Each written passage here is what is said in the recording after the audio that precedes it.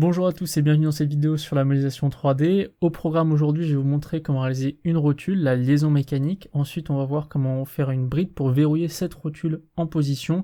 Et au final, on verra comment faire un petit molletage sur cette bride pour que ce soit plus pratique. Donc n'hésitez pas à poser vos questions en commentaire, j'essaierai de répondre à tout le monde. Et aussi, vous pouvez suivre sur la timeline de la vidéo les différents chapitres et sommaires pour vous y retrouver plus facilement. Allez, sans plus attendre, on va commencer par faire cette rotule. Donc une rotule, vraiment, ça se compose de deux parties, fondamentalement, pour faire la liaison cinématique. Une sphère, et ensuite une partie qui va venir recevoir cette sphère, dans laquelle en fait la sphère va pouvoir bouger un petit peu sur plusieurs axes. Et donc je vais commencer par créer une tige, hop. Et ensuite je vais créer au bout de cette tige ma sphère. Je vais créer une intersection pour avoir plus de géométrie de référence par rapport à la tige que j'ai déjà fait. Et je vais créer un cercle. Et je veux que ces deux points de cercle. Hop. Voilà. Et mon cercle, je vais lui donner une cote de 20. Voilà. Le cercle ne bouge plus. Il est parfaitement coté. Nickel. Et maintenant, je vais terminer ce cercle en créant une sphère grâce à l'outil balayage par évolution, l'outil Revolve, ça dépend si vous êtes en anglais ou en français. Est-ce que ce que j'ai fait fonctionne? Non. Hop. Toc. Parfait. Parce qu'il faut du coup que je coupe mon profil en deux pour pouvoir faire un balayage par évolution. C'est tout à fait normal. Et voilà. Tac. Parfait. Donc là, j'ai ma sphère qui va venir tourner à l'intérieur d'une enclume. Je sais pas trop comment les mécaniciens appellent ça, mais bon. Donc là encore, je vais récupérer les géométries de référence de mon ancienne sphère et je vais créer un petit offset. Et en fait, cet offset en fait va correspondre à l'endroit où ma sphère va venir s'appuyer. Et je vais dire 0,5. Voilà. Niveau valeur, après, c'est dur à estimer, mais c'est pour que à peu près ça se monte correctement, qu'il n'y ait pas trop de frottement. Ensuite, c'est des choses qui sont dures à dire, et ça, je vous recommande de faire des tests avec votre imprimante 3D, ensuite en fonction de ce que vous voulez faire pour que ce soit au mieux de ce qui vous intéresse. Hop, je vais coter tout ça correctement. Du coup, précédemment, j'ai fait une longue vidéo sur comment, sur un peu les bases, surtout, je parlais de tout, de rien.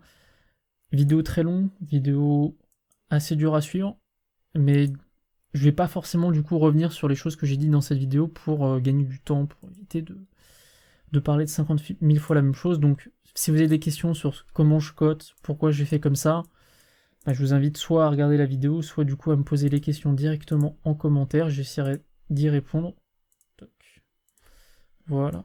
Est-ce que tout le monde est coté à peu près pas mal? Ouais. Parfait. Je rajoute 20, hop. Voilà, et maintenant je vais couper mon esquisse en deux. Mais donc, bien entendu, rappelez-vous, il n'y a pas deux manières de coter similaires. Pareil, il n'y a pas deux manières similaires de faire la rotule. Voilà, je vous propose une méthode comme ça. Peut-être qu'elle ne vous plaira pas, essayez-en d'autres. Et n'hésitez pas à mettre vos propres méthodes dans les commentaires. Voilà, ça pourrait être intéressant pour tout le monde. Je vais réduire un tout petit peu mon décalage. Je vais mettre 0,2. Hop. Voilà. Voilà. Donc là, premier chapitre, c'est terminé. En fait, vous avez d'ores et déjà votre rotule, votre sphère, elle peut tourner à l'intérieur de cette enclume. Le body ici, je vais l'appeler enclume. Hop. Voilà, donc là, j'ai mon enclume, j'ai ma sphère qui tourne à l'intérieur, j'ai ma rotule. Mécaniquement, ça fonctionne. Mais ce qui est intéressant, et notamment pour le petit exemple que j'avais donné dans la vidéo précédente, pour faire ma fixation de téléphone, bah en fait, j'ai envie que ça soit fixe et que ça ne bouge plus. Donc là maintenant je vais vous montrer en fait comment verrouiller la rotule et ça du coup c'est la partie 2 de la vidéo.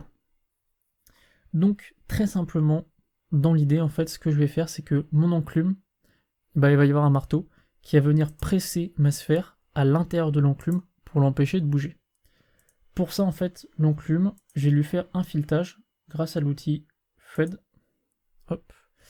Et je vais essayer de chercher un filetage qui me paraît facilement imprimable.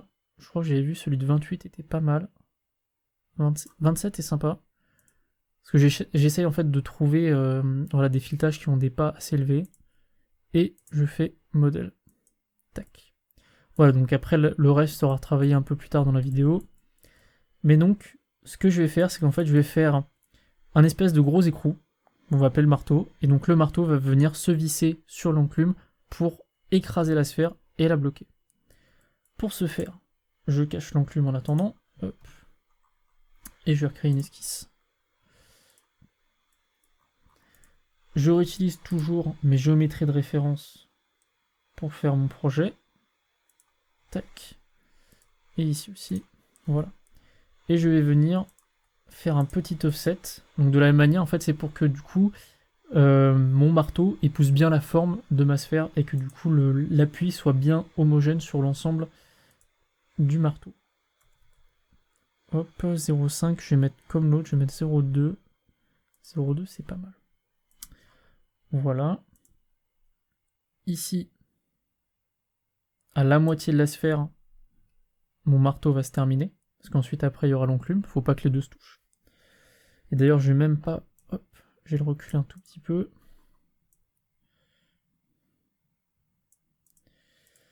Connecte-toi. Parfait. Donc voilà, en fait, globalement, mon marteau, il va avoir cette forme-là. Tac. Et donc ça sera la partie du marteau qui sera en contact avec la sphère et tout le reste sera en contact avec l'enclume. Hop. Maintenant, ce que je vais faire, c'est que je vais avoir ma partie qui va me servir en fait à faire le filetage ou le taraudage. Tac. Et tac. Donc là, déjà, très grossièrement, je vous ai fait la forme que va avoir mon marteau. Et je vais coter ça un petit peu mieux en fonction de l'enclume. Hop. Même d'ailleurs, tout ça, je peux le passer à 5. Parfait. Nickel.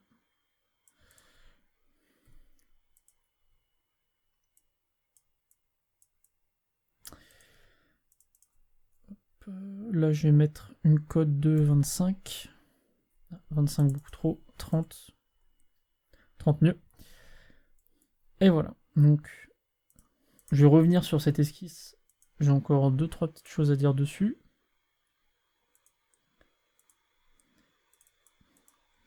Mais déjà, elle correspond à peu près à ce que je veux.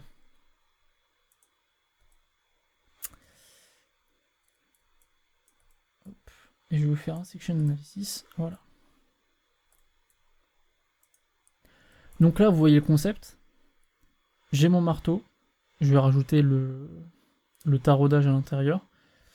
J'ai le marteau qui va venir se visser sur l'enclume. Et ensuite, du coup, ça va compresser ma sphère. Ici, du coup, ce que je vais vous montrer avec la section analysis, c'est qu'il faut que je mette pas mal d'espace entre l'axe et ici, du coup, l'ouverture, en fait, pour que du coup, ma rotule puisse tourner plus facilement. Parce que sinon, en fait, elle aurait assez peu de liberté, cette rotule, au final. Et c'est pas ce que je recherche. Donc j'ai juste recoté un tout petit peu mieux mon marteau et ensuite on va pouvoir passer au taraudage. Tac. Taraudage du coup qui sera fait directement avec la machine, avec l'imprimante 3D, ce qui est plus simple. Après parfois au niveau montage, ça demande un petit peu de... Le taraudage a besoin de se faire quand les imprime en 3D, mais c'est pas... Maintenant que j'ai pris le pli avec ma machine, c'est plus un problème. 13 trop grand, 10... Donc là, vous voyez, c'est un petit jeu subtil entre se poser la question quelle surface je laisse en contact avec ma sphère et du coup, quelle liberté je laisse à ce niveau-là. Ça va dépendre de votre, en fait, de votre besoin, tout simplement. Voilà.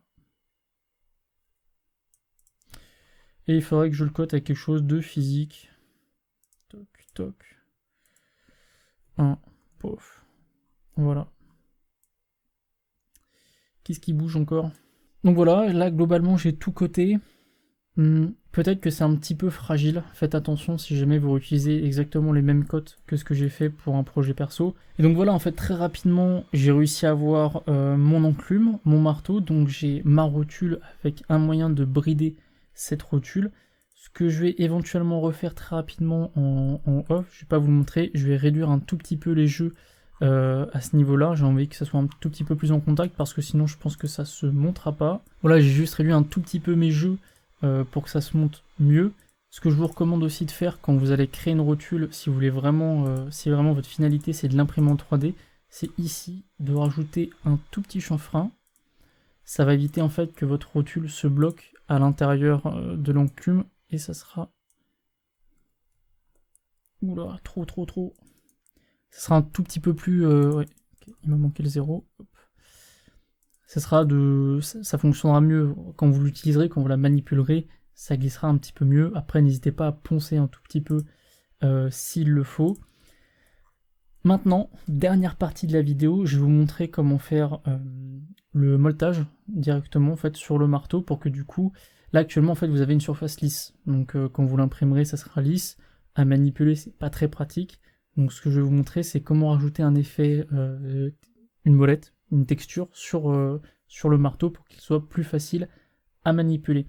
Par contre, juste très rapidement, moi je vais rajouter en off ici une pièce, enfin un plus à l'enclume pour vraiment vous puissiez voir que l'enclume ça va être la partie fixe et pour que ce soit plus visuel pour voir que effectivement en fait le marteau va venir presser sur l'enclume.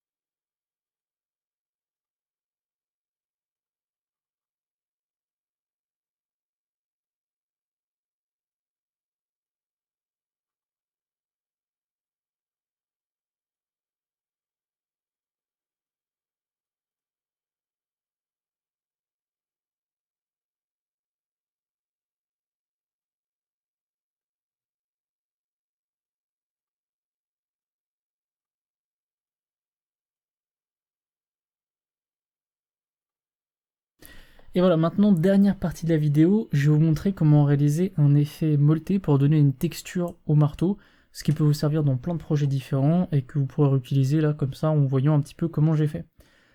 Pour commencer, moi je vais cacher tout ce beau monde, ils ne me serviront pas par la suite, et du coup je vais juste me focaliser sur mon marteau, et ce que je vais créer c'est un tangente plane. Hop, peu importe le degré de l'angle pour le plan tangent, ça n'a pas d'importance pour ce qu'on va faire. Je crée une sketch directement sur ce plan, et ce que je vais faire, c'est que je vais venir projeter. Je vais venir projeter en fait mon marteau, la forme du marteau. Ce qui m'intéresse surtout, voilà, c'est le début et la fin de ma molette. Et je vais venir projeter ça dans mon esquisse pour pouvoir l'utiliser et pour pouvoir créer mon effet texturé.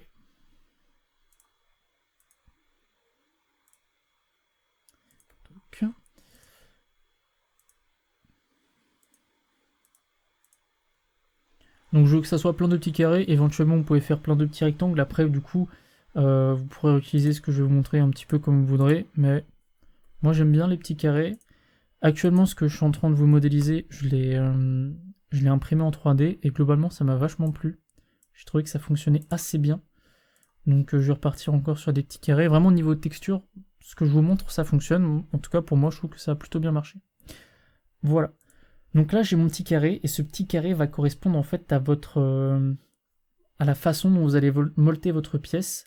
Et ce que je vais rajouter du coup, c'est des carrés sur toute la longueur de ma molette avec l'outil Rectangular Pattern. Hop. Et hop. Et donc si je regarde, ça tombe à -15. Non. Hop. -15. Tac. Et en pièces, je vais en mettre 10 pour voir. 10 c'est trop. Donc là après, ce que je vous recommande à ce niveau-là, c'est que vous faites un petit peu le nombre de carrés que vous voulez, vous leur donnez la taille que vous voulez, voyez, vous pouvez mettre plus ou moins d'espace entre les deux. Voilà, moi j'essaie de les coller, pas trop quand même. Pas que ça se touche. Alors, par contre, ça ne marche pas si ça se touche. Je préfère vous prévenir. Toc. Est-ce que j'ai encore un petit peu d'espace? Non, c'est pas bon. J'ai été un petit peu optimiste. Rectangular pattern, donc on repart sur du moins 15 et je vais faire du 9. 9, ça avait l'air de bien fonctionner. Non, 9 c'était trop.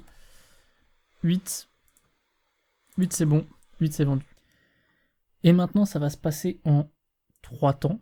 Premièrement, c'est que je vais extruder une première fois mes carrés pour qu'ils soient, en fait, pour qu'ils touchent ma molette. Parce que vous voyez actuellement, en fait, ils sont tangents. Donc, si vraiment je zoome, vous voyez qu'ici, il y a un gap. Et ce gap, je vais le combler dès maintenant en les extrudant à l'intérieur de ma molette. Je fais OK. J'aurais pu le faire en une seule fois, mais là, je préfère vous le montrer en deux. C'est plus clair. Et maintenant, je vais réextruder définitivement mes carrés pour faire ma texture. Hop. Et hop. Toc toc. Voilà. Moins 35. Et là, je vais mettre un petit peu pointu. Je vais mettre 0,75. Voilà. Après, bien entendu, tout ça, vous pouvez ajuster les valeurs. Rien qu'en réajustant les valeurs du chanfrein, on peut changer la forme, la texture du moltage. Là, c'est vraiment pour avoir quelque chose de plus pratique quand vous ferez vos impressions 3D et que vous aurez besoin de visser sur votre print.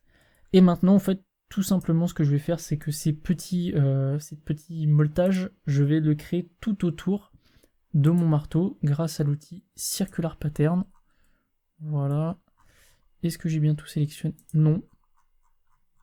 Et donc là, en fait, j'ai fait l'outil Features, donc j'ai sélectionné mes deux extrusions et je vais faire tourner ces deux extrusions tout autour de mon marteau. Et c'est ce qui va donner l'effet molleté. Là, par contre, attention, ça a tendance quand même un petit peu à charger les ordinateurs de faire ça, parce que du coup, il va calculer beaucoup de preview. Est-ce que je peux la montrer, la preview? Non, je ne peux pas. Bon. Alors maintenant, petite erreur, j'aurais pas dû mettre 330, ça va le faire un petit peu planter. Ouais, ça c'était sûr. Bon bah là, dans ce cas, ça me prendra à vouloir cliquer trop vite. Il n'y a plus qu'à attendre qu'il débug. Mais mathématiquement, et puis même, je pense qu'il peut pas réaliser autant sur une surface comme ça. Les carrés vont prendre trop de place, ils vont tous s'imbriquer les uns dans les autres, donc lui ça lui plaît pas du tout. C'est peut-être même un coup à ce que Fusion plante. Donc voilà, alors là actuellement, j'ai quand même atteint un point un peu sensible, le ventilateur s'est allumé. Cette méthode, je trouve qu'elle est pas forcément très optimisée, parce que c'est vrai qu'elle consomme beaucoup. En plus, moi je suis en train de filmer, donc ça consomme encore plus. Bon bah, je peux pas faire une molette plus serrée que ça, parce que sinon après ça me demandait trop de temps rendu, il faudrait que je coupe l'enregistrement. Mais là je pense que déjà on va voir un petit résultat qui est pas trop mal. Donc voilà, mon ordinateur a fini de s'étouffer là-dessus. Moi je pense que vraiment c'est à cause du fait qu'il y ait l'enregistrement qui tourne en arrière-plan. Bon bah voilà, en fait vous avez déjà une très bonne méthode pour faire votre molette. Très bon rendu. J'ai utilisé personnellement, ça marche vraiment, ça marche assez bien. J'aimerais vous proposer aussi une deuxième méthode pour faire une molette. Si là vous vous dites que c'est une méthode un petit peu bancale, j'ai eu comme ça là rapidement une petite idée de seconde méthode, hop, qui sera moins consommatrice en ressources. Hop. Donc en fait on va refaire exactement la même chose. Donc pareil, on refait un project, hop. Et cette fois-ci, on va faire un rectangle, tac. On va s'assurer que ce petit rectangle là, il soit bien au milieu. Hop. Tac, tac, tac. Hop, voilà. Pas mal. Je n'ai plus qu'à lui donner une petite cote. Tu veux faire combien grand? 1. 1 pas mal. Ok, ça me paraît bien noir, parfait, c'est-à-dire que c'est bien coté. Hop, donc là, je refais la même chose.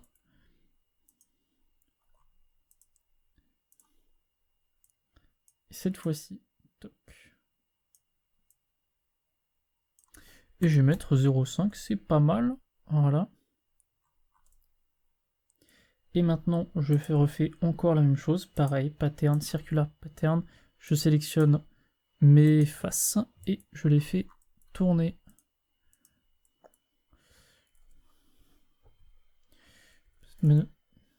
Ah, calcul beaucoup plus rapide. Comment c'est plus agréable.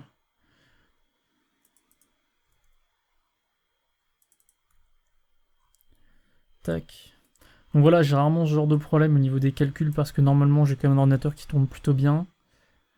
Voilà, parfait. Mais donc, deuxième petite méthode, très rapide, pour essayer la même chose, mais du coup d'une manière qui soit un petit peu moins consommatrice en données. Et aussi, en fait, si vous trouvez cette méthode de molletage un petit peu bancale, je tiens à vous dire que c'est exactement de la même manière qu'est molleté mon objectif de Lumix qui filme actuellement votre humble serviteur. Voilà, donc c'est quasiment pareil. Voilà, je pense que ici l'angle est peut-être un tout petit peu différent, mais sinon c'est molleté de la même manière. Donc globalement, en fait, vous avez toutes les cartes en main là pour pouvoir faire votre propre rotule sur Fusion 360. J'ai essayé d'être un peu générique pour que ça puisse répondre aux besoins de tout le monde.